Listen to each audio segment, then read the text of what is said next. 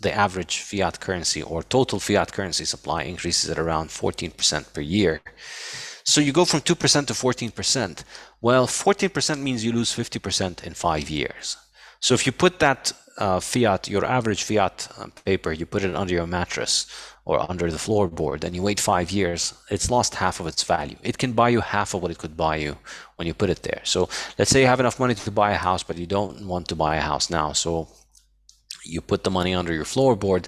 5 years later, that money will buy you half the house that you wanted.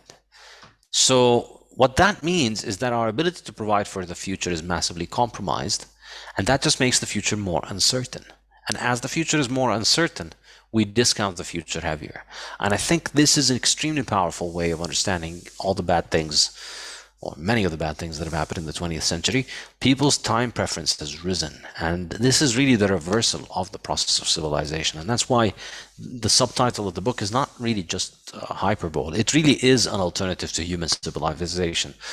Fiat is a way of just getting everybody to become a debt slave with no potential for thinking for the future, and therefore little prospect for civilization, little prospect for investing in the future, for wanting to provide for the world, wanting to provide a better life for the world, for your future self. And so everybody's just constantly becoming more and more high time preference, becoming more and more present oriented.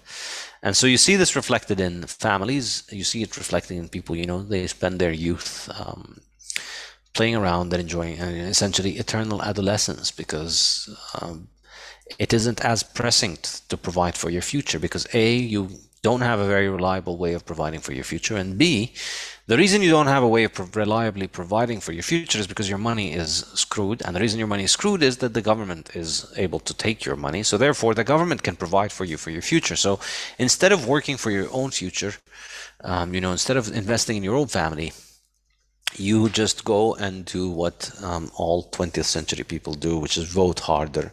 And you think that, if I just vote harder, then my government is going to give me all the things that I want.